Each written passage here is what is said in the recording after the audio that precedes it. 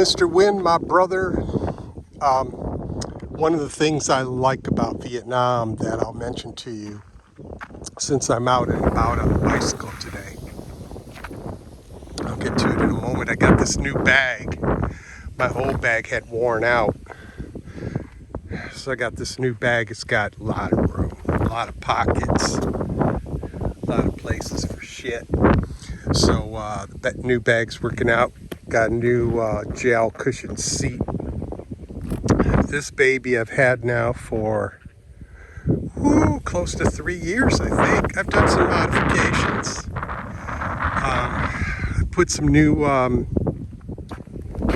derailleur and everything on it. The rain guards, the gutters, the fenders.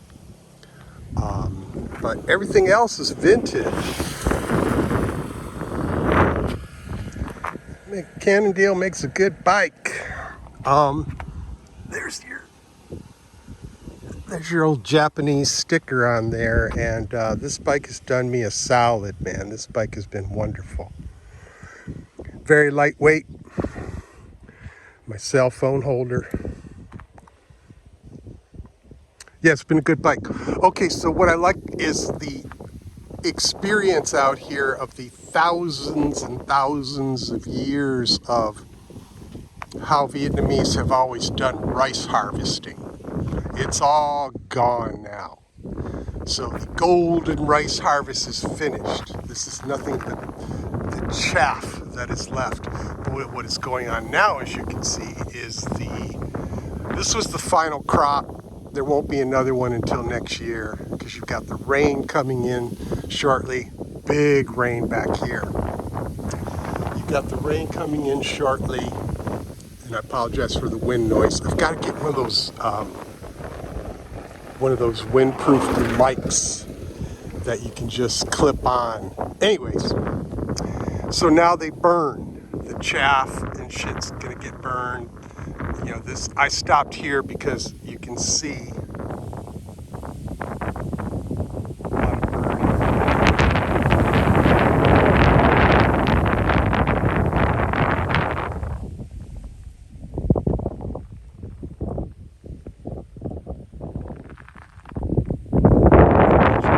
They're doing a lot of burning today. Now, unlike Thailand, Chiang Mai, Chiang Rai, where the burning season gets so bad that you literally have to move out of the area for 2 months. It's not as bad here. They're a little more, I think, refined in how they do it. Here's the result of a burn. And this is what keeps that rice soil. It's what keeps that soil so fertile. You know, they burn it, and then I'm not sure if they'll do it this year or not, but then they'll come through and a lot of this shit gets collected. A lot of the chaff gets collected to feed the livestock, to feed the cows, to feed the buffaloes. And I just stopped because I've never seen a horse in Vietnam. I don't even know if they have horses here. So then they'll turn it over. They'll get the machines out and they'll turn it all over, and then, you know, they'll flood it. That's what these canals are for.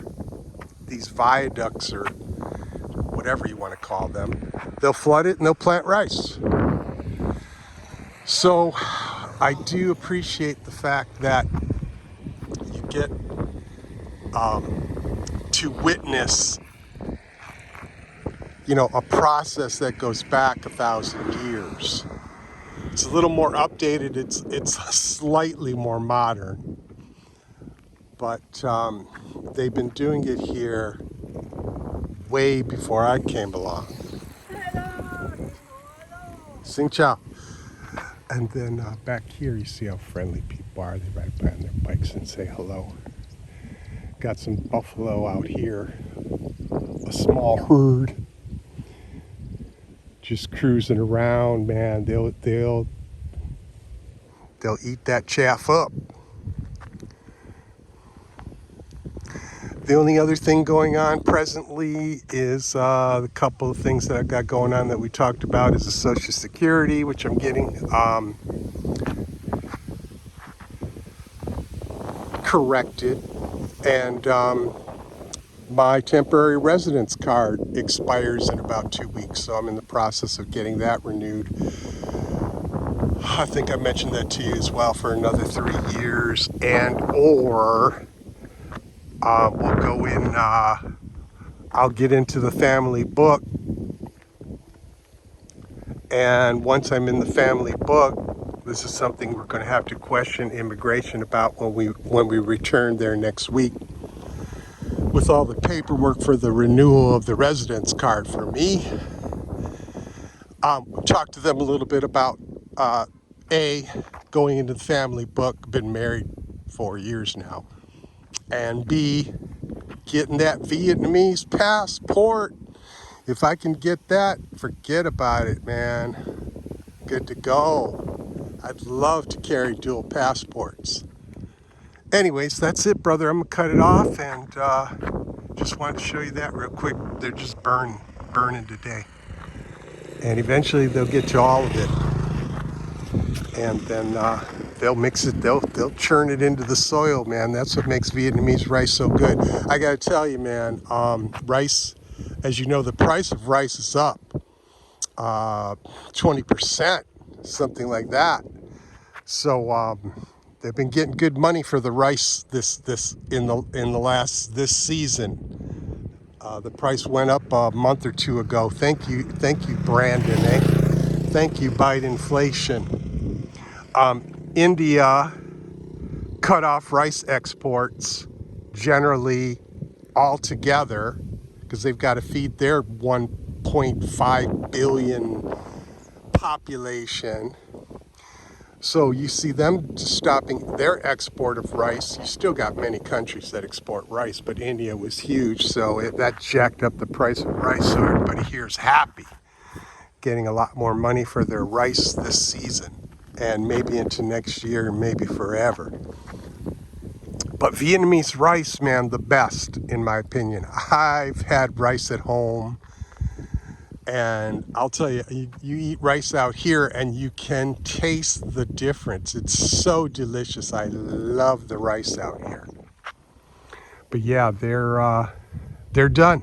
They're done for the year, bro. That's it. No more rice being planted. They'll resume after the Lunar New Year next year, which is going to be sometime in February. So late February, early March, they'll get back to planting and get the season rolling again once the winter season ends. And the Lunar New Year is so critical and so important for the culture out here that, you know, it's months of preparation pre-Lunar New Year, months of cultural tasks, worship, just the list is bottomless in terms of how critical Lunar New Year is to the culture here, in terms of the things that they have to take care of prior to, so that they'll have a prosperous year,